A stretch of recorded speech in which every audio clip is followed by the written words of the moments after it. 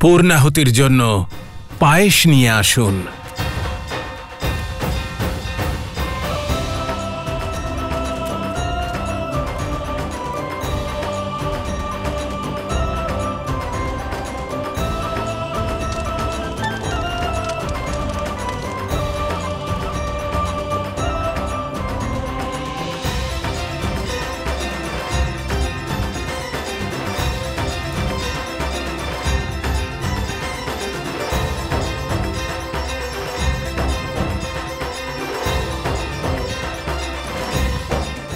শিশু দীর্ঘায়ু আর সুস্থ থাকুক এই প্রার্থনা করে প্রসাদ গ্রহণ করুন দেবী।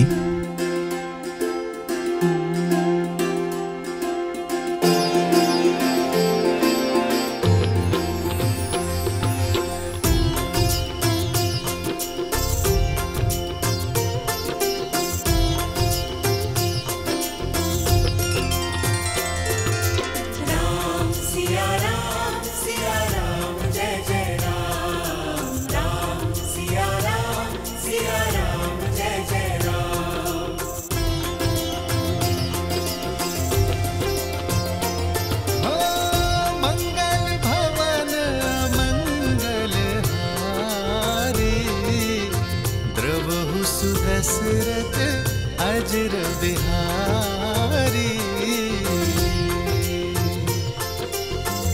सीताराम चरित अति पावन मधुर सरस अरु अति मन भावन राम सिया राम जय जय राम राम सिया राम।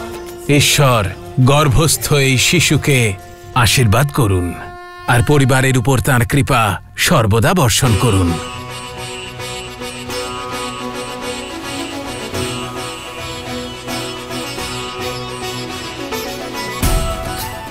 এই সন্তান রামরাজ্যে সুখ আর সমৃদ্ধি নিয়ে আসবে। সমৃদ্ধি নয়, সমাপ্তি ঘটবে। ভূমিকম্প আনবো আমি রামরাজ্যে, ভূমিকম্প যে ধরিত্রীকে বজ্রের প্রহারও ভাঙতে পারে না।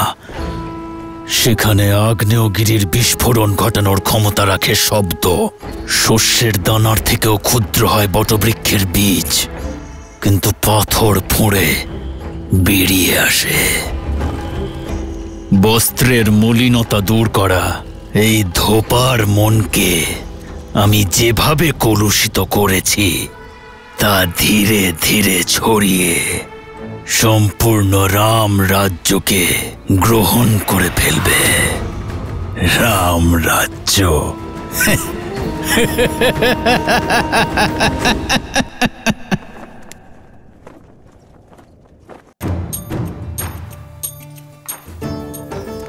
শীঘ্র নিয়ে যাও।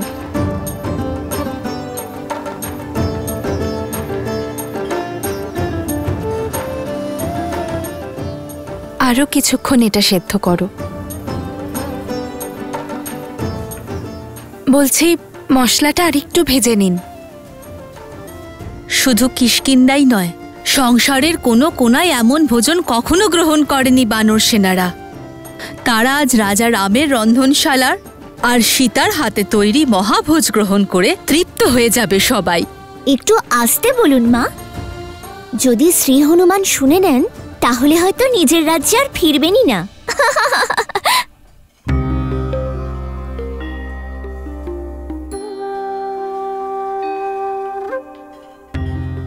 দেখো, শ্রী হনুমান স্বয়ং এসেছেন যে ওনার সীতা মা ওনার জন্য কি কি রান্না করছেন।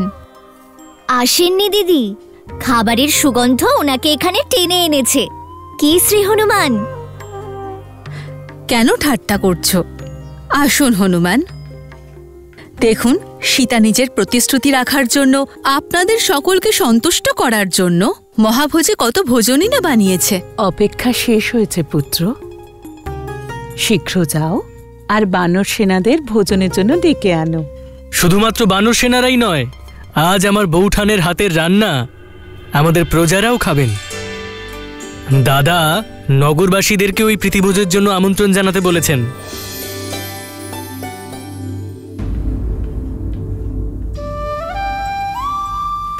আহা, এত অদ্ভুত সুগন্ধ! আমার খিদে তো এই সুগন্ধেই তীব্র হয়ে যাচ্ছে। বৌঠান, আজ অত্যন্ত আনন্দ হবে।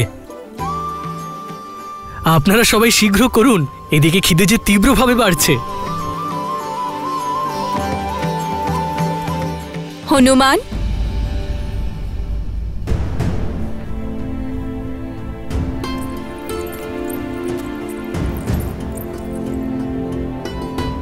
পুত্র, মাতার কাছে মনের কষ্ট লুকাচ্ছ? কি হয়েছে? তুমি প্রসন্ন হওনি? তোমাকে এরকম দেখাচ্ছে কেন? রামের সীতা দূষিত, অপবিত্র, চরিত্রহীন সে। রাঘবের স্ত্রী দূষিত, দূষিত। মাতা, আসলে আমি বানর তো, তাই মানুষের থেকে একটু ভিন্ন ভাব আসে মুখমণ্ডলে। এই ব্যাকুলতা আপনার নিজের হাতে তৈরি ভোজনের স্বাদ গ্রহণ করার জন্য। মাতা, আমি অনেক কষ্টে নিজের মন আর পেটকে শান্ত রেখেছি।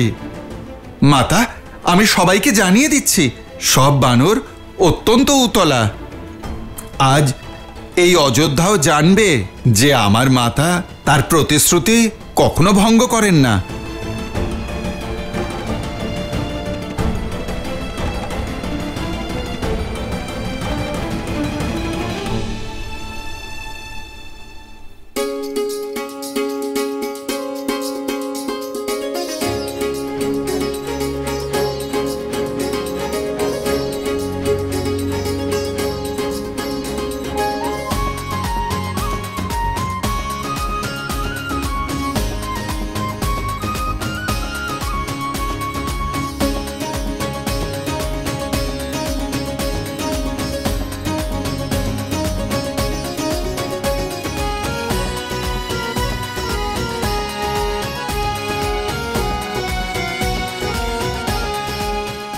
দারুণ, খুব ভালো হয়েছে।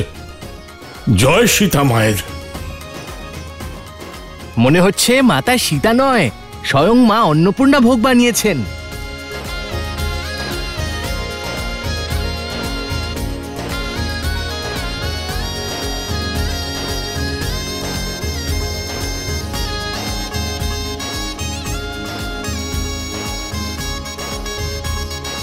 রাজা রামচন্দ্রের জয়, রাজা রামচন্দ্রের জয়, সীতা মায়ের জয়, সীতা মায়ের জয়। ভাবছি যে মহারাজকে বলে এখানেই আমি থেকে যাব। এরকম সুস্বাদু ভোজন কিষ্কিন্ধায় কোথায় পাবো? সত্যি কথা, পেট ভরে গেছে কিন্তু মন ভরতেই চাইছে না। আরো খাও, ভোজন সমাপ্ত কোথায় হলো? দেখো, হনুমান এখনো খাচ্ছে। ब्रह्मानंद मगन कपि सबके प्रभु पद प्रीति जात न जाने दिवस तिन्ह गए घटिका शत बीती।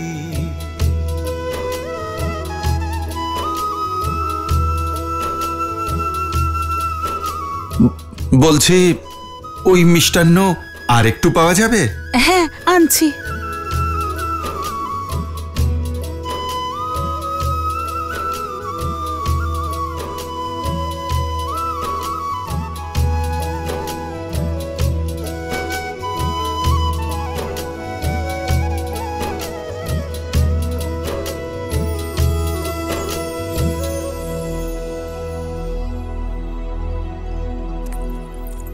আরে, দাঁড়িয়ে আছো কেন? যাও, ভোজন নিয়ে যাও।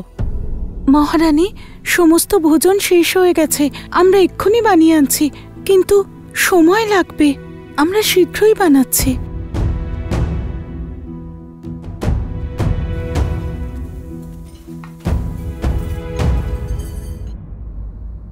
ওই মিষ্টান্ন যতক্ষণ না আসছে এই লাড্ডু খান। লাড্ডু নয়, ওই জিলিপি। ওই জিলিপিগুলো খুব সুস্বাদু ছিল, ওগুলো পাওয়া যাবে? হ্যাঁ।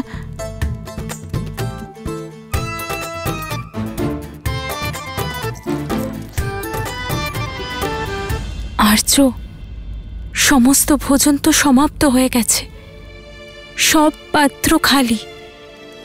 আরো ভোজন তৈরি হতে সময় লাগবে। কিন্তু পুত্র হনুমানের খিদে মেটেই না। আপনি বনবাসে এই সরল বানরদের অভুক্ত রেখেছিলেন না? আপনার প্রতিশ্রুতি ছিল যে আপনি ওদের তৃপ্ত করবেন। তাহলে করুন ওদের তৃপ্ত।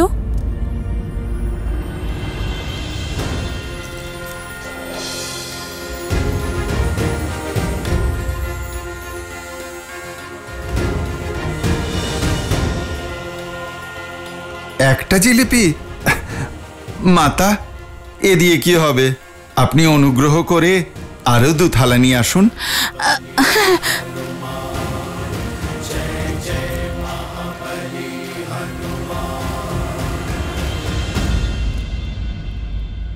চিন্তা করো না সীতা, আমার হনুমান অবশ্যই তৃপ্ত হবে। এসো সীতা।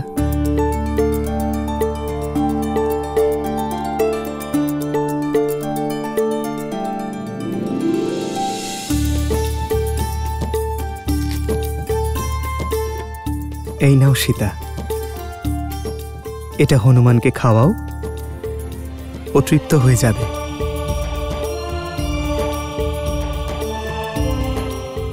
সত্যি? বিশ্বাস করো।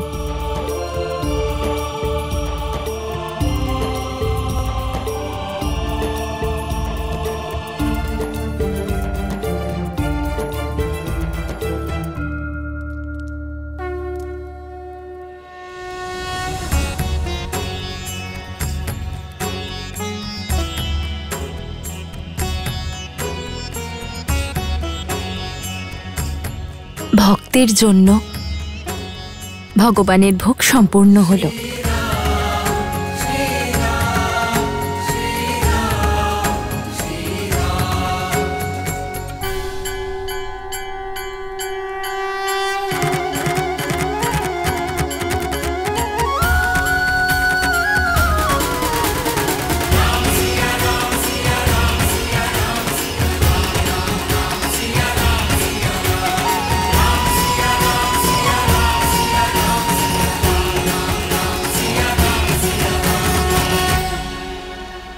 নাও হনুমান, এই লাড্ডু খাও।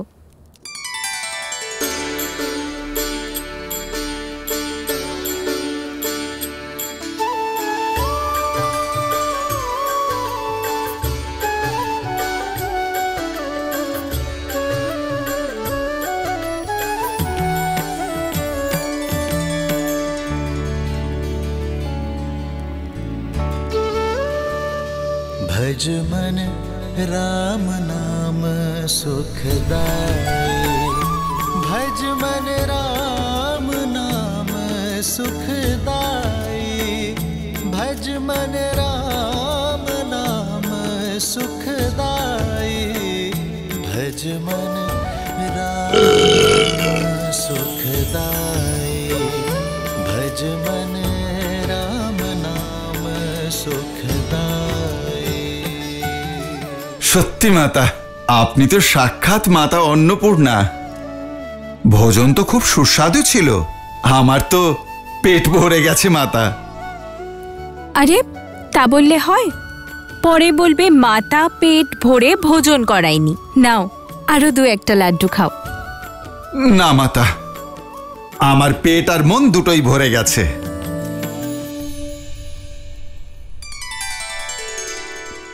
প্রভু, আপনি তো তুলসী পত্রকে অস্ত্র বানিয়ে দিলেন।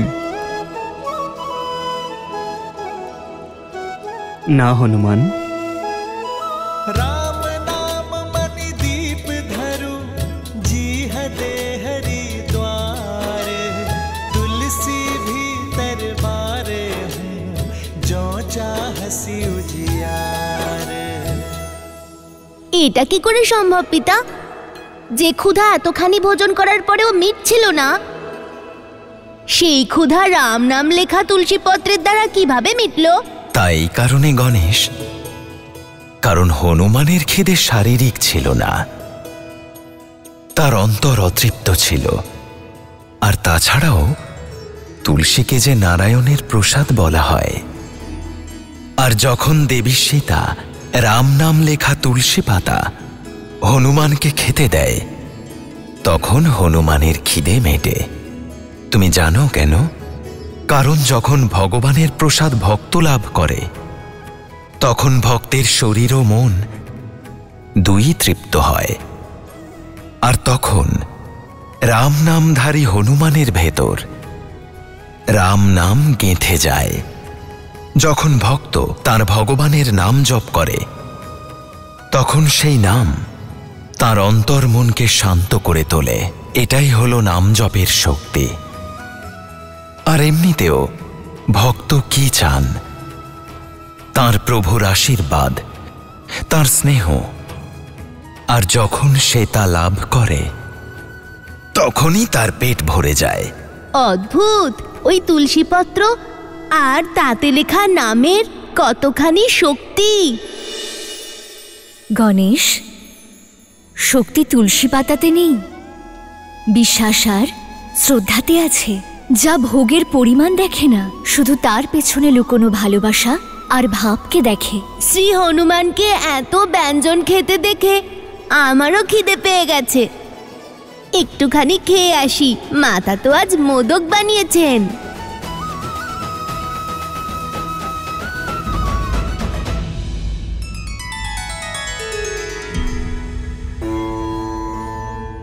গণেশকে প্রসাদের শক্তি বুঝিয়ে দিলাম, কিন্তু সেই শব্দ শক্তির কি হবে, যা শোল হয়ে অযোধ্যাকে বিদ্ধ করতে চলেছে? শব্দ সেই অস্ত্র দেবী, যা হয় উদ্ধার করবে, নয় বিনাশ করবে।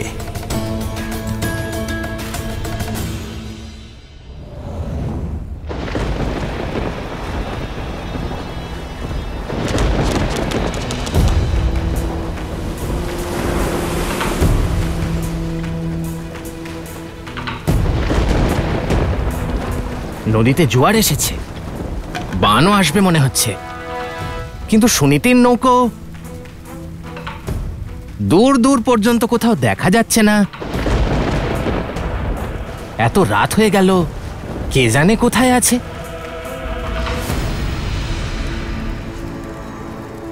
পেল আমার কুটিলতার বীজ বড় হওয়ার জন্য জল পেল। পিতা, আপনার পুত্রের কাঁধে অনেক বড় দায়িত্ব রয়েছে। তার জন্য আমাকে যাই সিদ্ধান্ত নিতে হোক না কেন, আমি পিছিয়ে যাব না পিতা। পিছিয়ে তো আপনার পুত্রবধূ শ্রীরামের ধর্মপত্নীও যাবে না পিতা। আমি রঘুবংশের আদর্শকে কলঙ্কিত হতে দেব না। গরুর পুরাণে বর্ণিত একটি পৌরাণিক কথা অনুসারে মুদগালের অভিশাপের কারণে ওনার স্ত্রী নলয়নের পুনর্জন্ম হয়েছিল মহাভারতের যুগে দ্রৌপদী রূপে। সেই কারণেই দ্রৌপদীর 5 জন স্বামী ছিলেন।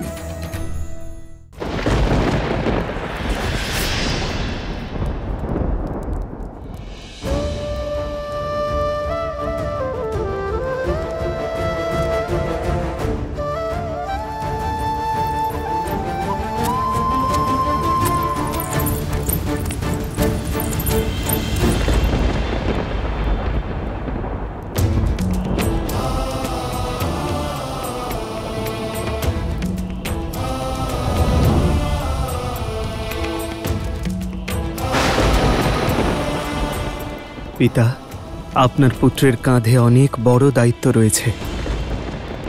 আমাদের পূর্বপুরুষেরা যে মহান রাজ্য স্থাপন করেছিলেন, আমি তার উপর কোনো বিপদ আসতে দেব না। তার জন্য আমাকে যে সিদ্ধান্তই নিতে হোক না কেন, যত বড় বলিদান দিতে হোক না কেন, আমি পিছিয়ে যাব না পিতা। পিছিয়ে তো আপনার পুত্রবধূ শ্রীরামের ধর্মপত্নীও যাবে না পিতা। আমি প্রজাদের বিশ্বাসকে রাজা রামের থেকে কখনো হারিয়ে যেতে দেব না। আমি রঘুবংশের আদর্শকে কলঙ্কিত হতে দেব না। নদী উত্তাল হওয়ার জন্যই কি ও ফিরতে পারল না, নাকি এই বিলম্বের অন্য কোনো কারণ আছে? সন্দেহ সেই বারুদ অগ্নির সংস্পর্শে এলে সে বিশ্বাসকে ভস্ম করে দেয়। রামের সুখী জীবন আর রাম রাজ্যের কল্পনা সব পুড়িয়ে ভস্ম করে দেব। ধূলিসাৎ হয়ে যাবে রঘুকুলের সমস্ত আদর্শ, ভেঙে পড়বে রঘুবংশের ওপর মানুষের বিশ্বাস, আর তার আরম্ভ তুমি করবে মিত্র। বস্ত্রের মলিনতা দূর করো তুমি, নিজের মনের মলিনতা দূর করতে পারবে না। নিজের স্ত্রীর উপর অগাধ বিশ্বাস ছিল তোমার, এবার দেখা যাক তোমার বিশ্বাসের বেশি ক্ষমতা আছে নাকি সেই সন্দেহের, যা আমি তোমার মনে বপন করেছি। সীতাপতি রাম, তোমার সম্পূর্ণ অযোধ্যাকে নিঃশেষ করে ফেলবো আমি। মৃত্যুর দিকে ঢলে পড়বে সবাই, কোনো পরিত্রাণ নেই। নদী উত্তাল হওয়ার জন্যই কি ও ফিরতে পারল না, নাকি এই বিলম্বের অন্য কোনো কারণ আছে? সমাজের লাঞ্ছনার কথা জানো আর বোঝো, তাহলে দেখেও না দেখার ভান কেন করছো? নারীর কলঙ্ক কখনোই মোছা যায় না। তোমার মন পবিত্র, কিন্তু সমাজের জঙ্গলে ময়ূর নাচলে কোথায় দেখতে যাবে? সন্দেহ সেই বারুদ অগ্নির সংস্পর্শে এলে সে বিশ্বাসকে ভস্ম করে দেয়। আজ এই অগ্নিতে নিজের বিশ্বাসের বিসর্জন দিবি তুই, আর অবিশ্বাসের অগ্নিকে আগ্নেয়গিরি বানাবো আমি। রামের সুখী জীবন আর রাম রাজ্যের কল্পনা সবকিছু পুড়িয়ে ভস্ম করে ফেলবো। মৃত্যুর দিকে ঢলে পড়।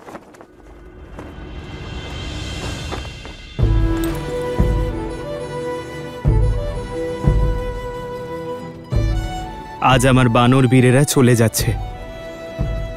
যে মর্যাদা এবং ধর্ম আমি স্থাপন করেছি, আমার বানর বীরদের বলিদান, তাদের পরিশ্রম আর তাদের সমর্থন তার আধার ছিল। আপনারা সকলে দাঁড়িয়ে ওনাদের প্রণাম করুন। ওনারা না থাকলে আমার উদ্দেশ্যে সফল হতে পারতাম না। আপনাদের সঙ্গ এবং সমর্থনের জন্য এই রামরাজ্য আপনাদের প্রতি কৃতজ্ঞ থাকবে।